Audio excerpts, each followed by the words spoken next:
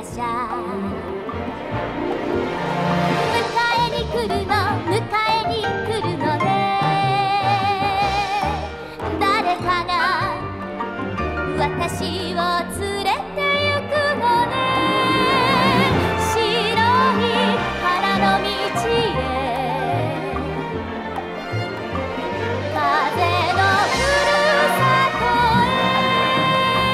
へ連れて行くのね連れて行くのね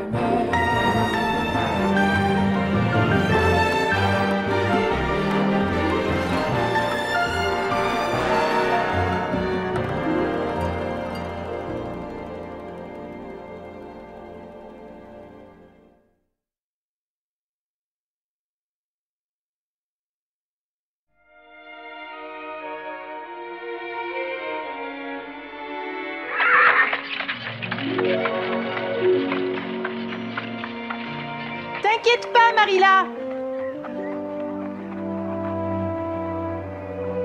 Ce jour-là, Marilla, ayant confié le travail de la maison à Anne, quitta les pignons verts de bonne heure le matin pour se rendre à Charlottetown. Martin, toujours prêt à rendre service, avait offert de conduire la carriole pour elle, puisque ses yeux ne lui permettaient plus de le faire. Le docteur Spencer, inquiet pour sa vue, l'envoyait consulter un célèbre spécialiste du continent. Marilla et Martin arrivèrent à l'hôpital au début de l'après-midi.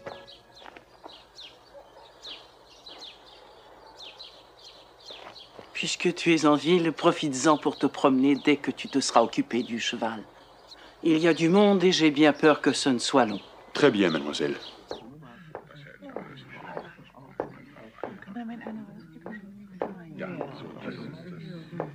Excusez-moi, je suis venu ici sur la recommandation du docteur Spencer d'Avonlea. Le docteur Spencer, vous devez être mademoiselle Cuthbert. Asseyez-vous un instant, je vous prie.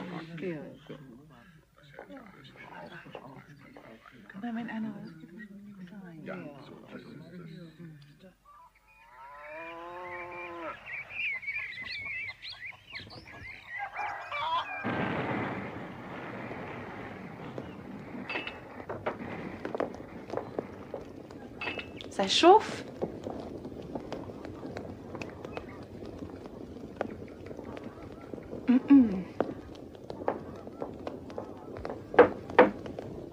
Oui, entrez. Ah ça c'est gentil, Diana. Je suis contente de te revoir avec le sourire. Qu'est-ce que tu avais hier? Excuse-moi, c'est le souvenir de Matthew qui m'est soudainement revenu. J'ai eu peur que tu ne sois plus grave. Et c'est pour ça que je viens te chercher. Je pense qu'il est grand temps que tu recommences à vivre. Je te remercie, Diana, mais je dois faire cuire mon pain pour vivre, sinon je mourrai de faim. Oh, où est Marilla? Elle est partie ce matin pour toute la journée. Je dois rester ici, mais si tu veux m'aider, je vais rentrer la lessive. Oh, mais maman pensait que j'allais te ramener chez nous, mais je vais rester un moment. Merci, je vais t'aider. Diana. Et plus vite nous aurons fini, plus vite tu viendras voir la nouvelle machine. Diana, tu es la meilleure des amies du monde. Au travail.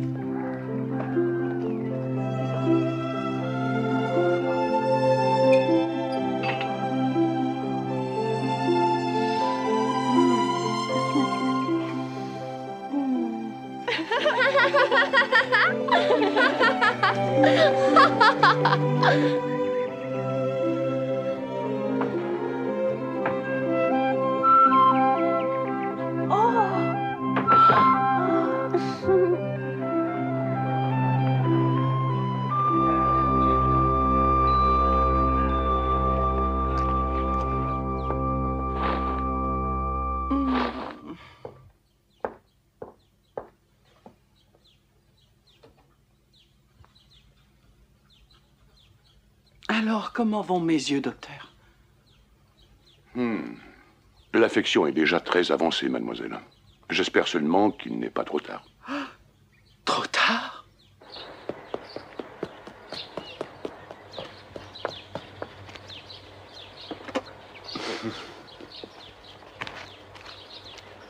Qu'est-ce que le docteur a dit?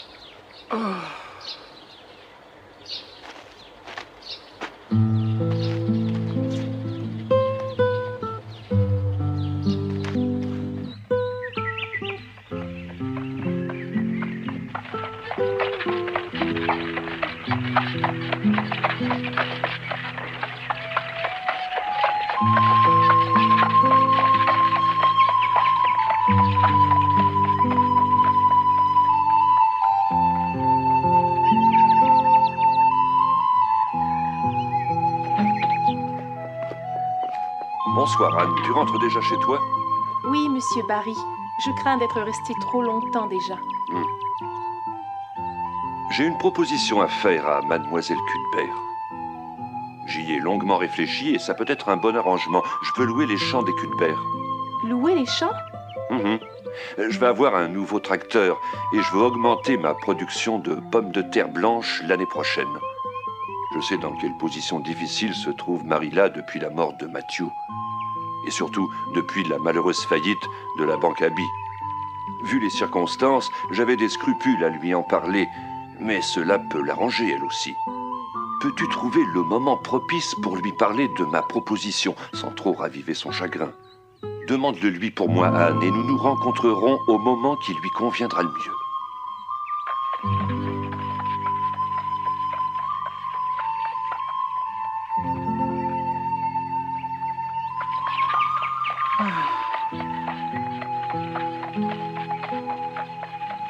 Martin, Oui, veux-tu me laisser chez Rachel Lynde? d'accord. C'est inutile de m'attendre, Martin. Rentre et dis à Anne que je vais passer un moment chez Rachel. Vous êtes Fais sûr ce que je te dis. Comme vous voudrez. Alors, Marilla, dites-moi un peu. J'espère que votre visite en ville a eu les résultats que vous escomptiez. Oui, enfin, si on peut dire Rachel. Vous n'avez pas l'air satisfaite. Quelque chose ne va pas? Je ne sais pas. Voyons, Marilla, à la vérité, j'y avais pensé dès la mort de Matthew. C'est la meilleure solution, vendre les pignons verts et vivre tranquillement avec le moins de soucis possible. Croyez en mon expérience, c'est ce que vous avez de mieux à faire. Vous pourriez ainsi vivre confortablement. Je suppose que la faillite de la banque Abbey a été un gros coup pour vous. Et avec Anne qui va partir étudier à Redmond dès la fin des vacances, vous n'arriverez pas à mener la ferme seule. Si vous avez un bon acheteur, il faut Non, vendre. Rachel, je ne peux pas. Les pignons verts, c'est toute ma vie. Il n'est absolument pas question que je vende. D'abord, Matthew n'aurait jamais voulu. Tout cela a été si soudain pour vous. Je comprends très bien votre réaction. Mais réfléchissez avant de refuser une offre intéressante. Pensez que c'est trop lourd pour une femme seule.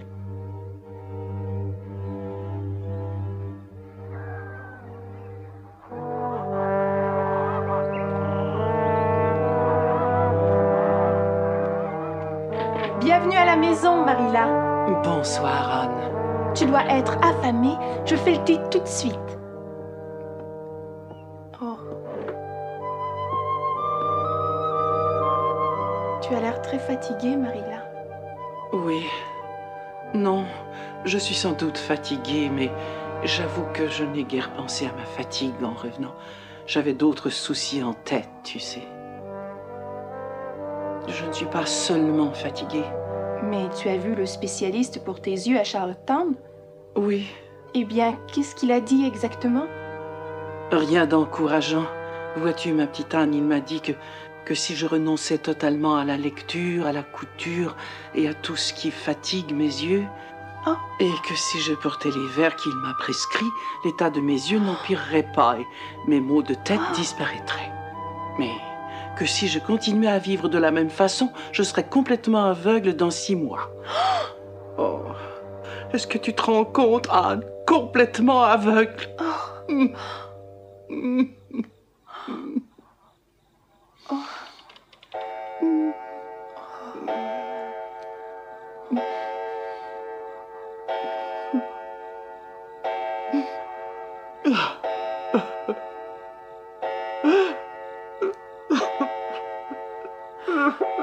Marilla, Marilla, ne pense pas à cela, je t'en prie. Il t'a tout de même donné un espoir. Si tu es très prudente, tu ne perdras pas totalement la vue. Et si tes verres te guérissent de tes maux de tête, ce sera formidable. Je n'appelle pas ça un grand espoir. Veux-tu me dire quel genre de vie je vais mener si je ne peux plus lire ou coudre ou faire quoi que ce soit dans la maison? À ce moment-là, mieux vaut encore être aveugle ou morte. Marilla, Excuse-moi de pleurer sur mon sort, mais que faire quand il s'acharne contre nous? Bon, il vaut mieux cesser d'en parler puisque nous n'y pouvons rien. Peux-tu me servir une tasse de thé, s'il te plaît, Anne? Je veux que tu me promettes de n'en parler à personne. Pourquoi? Promets-le-moi, c'est tout, Anne. Je ne veux pas que les gens soient au courant pour l'instant. Je ne supporterai pas d'être le sujet de leur conversation. Qu'ils viennent ici me poser toutes sortes de questions et me montrer de la pitié.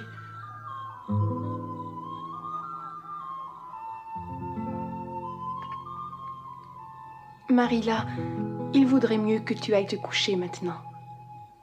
D'accord, je pense que tu as raison.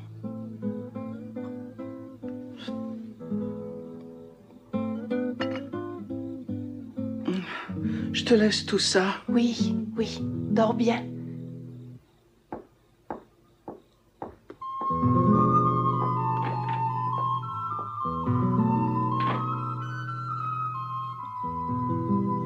Pauvre Marilla.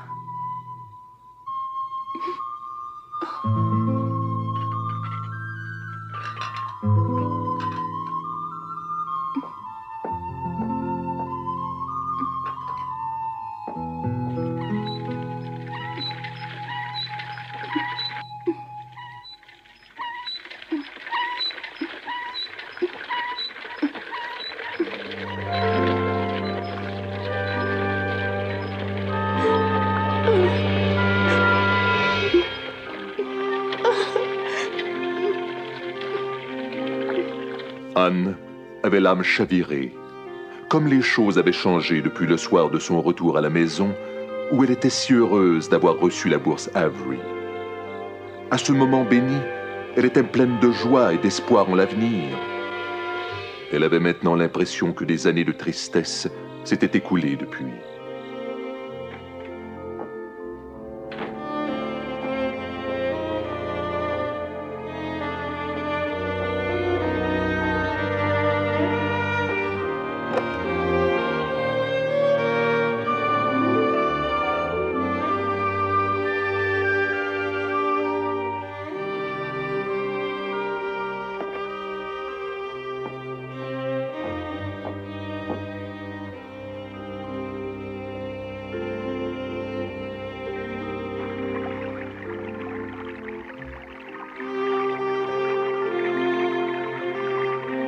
Ce soir-là, elle alla réfléchir sur le petit pont de son enfance, y chercher un peu de réconfort.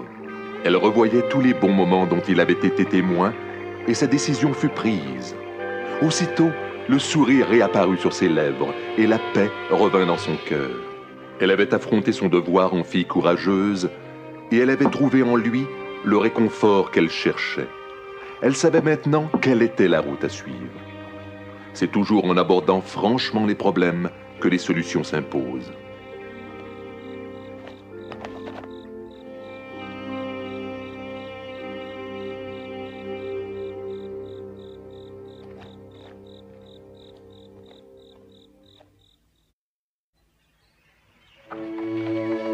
Le lendemain, Anne partit en carriole. Elle avait tant de choses à régler. Elle commença par les Barry. Monsieur Barry n'est pas là pour l'instant. Repasse-donc en rentrant. Anne poursuivit donc sa route sous le chaud soleil d'été. Elle passa au magasin Blair avant de revenir chez les Barry. J'ai beaucoup pensé à votre proposition. Elle alla aussi se recueillir sur la tombe de Matthew, tandis que Marilla recevait la visite de Rachel Lynde, qui essayait encore une fois de la persuader de vendre les pignons verts. À Carmody, Anne fit une visite au bureau de l'école primaire. Anne et Marilla se débattaient chacune de leur côté, sans que l'autre en soit avertie, pour sortir de l'ornière où les avaient plongés les derniers événements.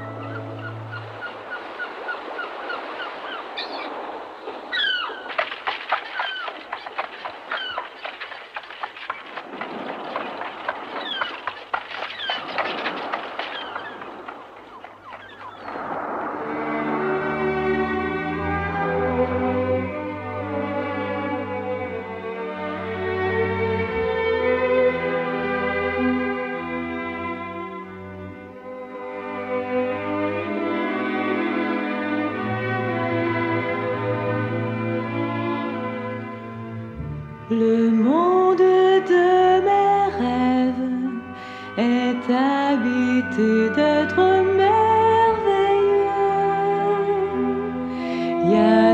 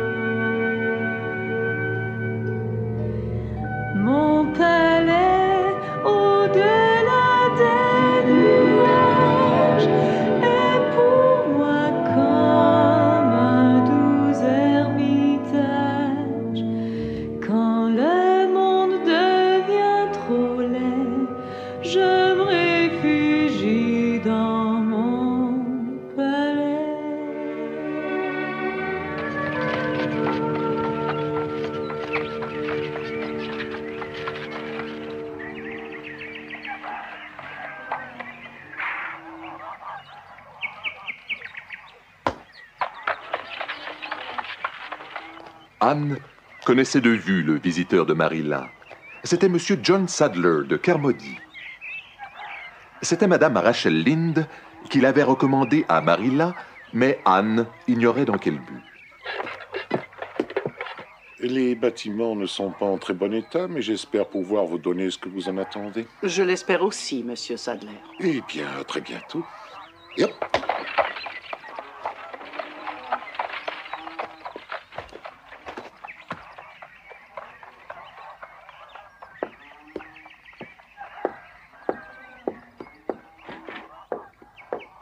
Qu'est-ce que Monsieur Sadler est venu faire ici, Marilla?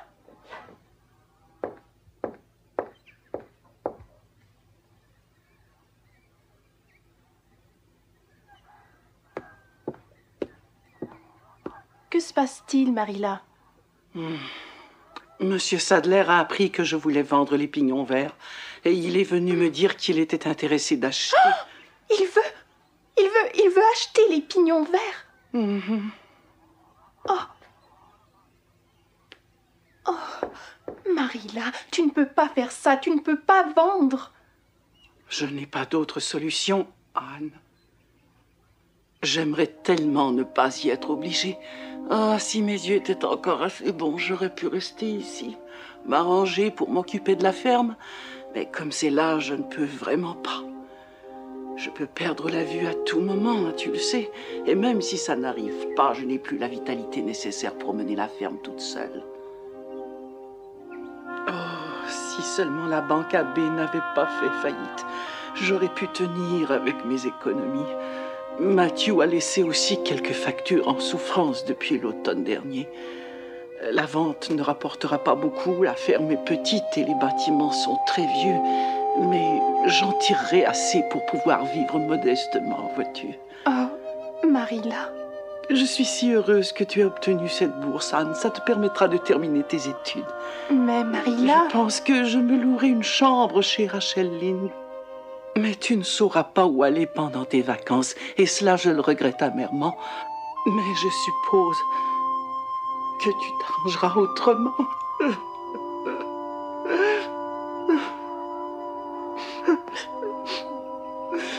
Tu ne peux pas vendre les pignons verts, Marilla. Oh, j'aurais voulu ne pas avoir à vendre, Anne, mais tu le vois par toi-même. Je ne peux pas rester ici, toute seule. Je deviendrai folle avec les problèmes et la solitude, sans parler de l'état de mes yeux. Tu n'auras pas à rester seule ici, Marilla. Je serai avec toi. Je suis avec toi. Je ne vais pas à Redmond.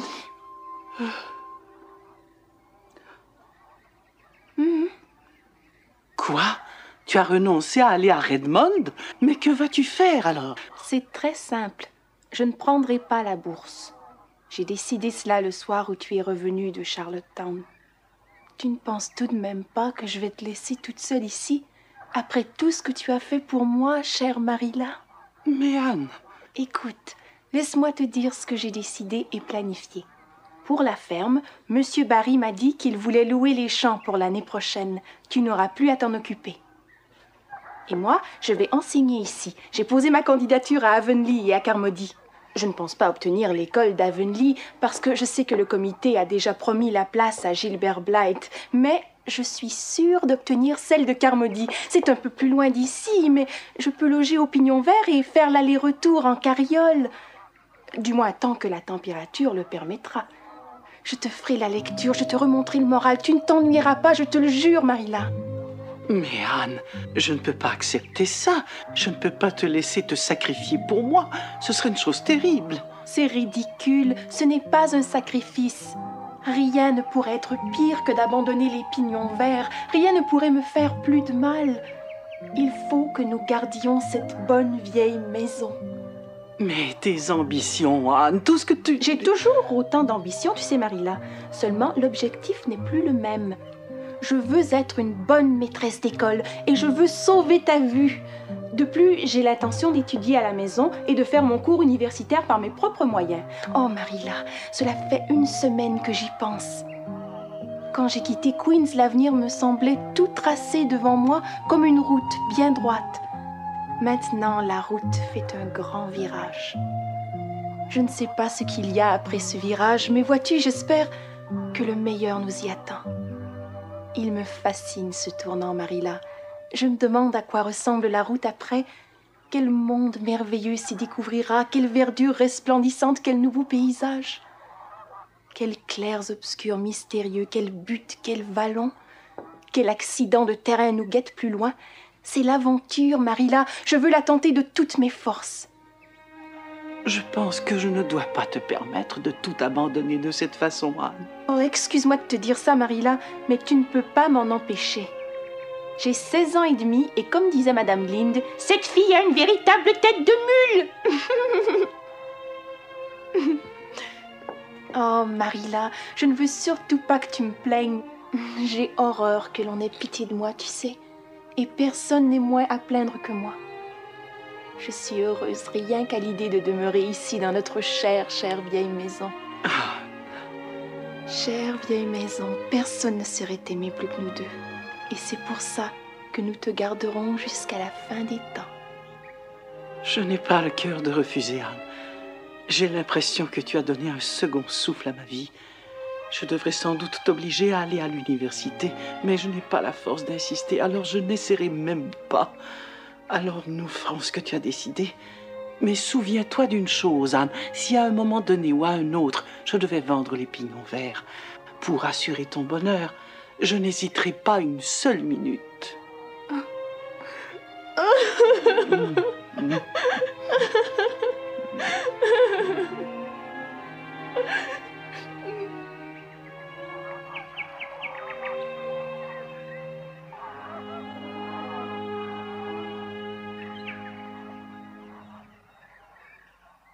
Anne et Marilla s'entendaient de mieux en mieux. Anne était donc heureuse d'avoir décidé de rester au pignon vert. Mais elle avait une autre raison d'être heureuse.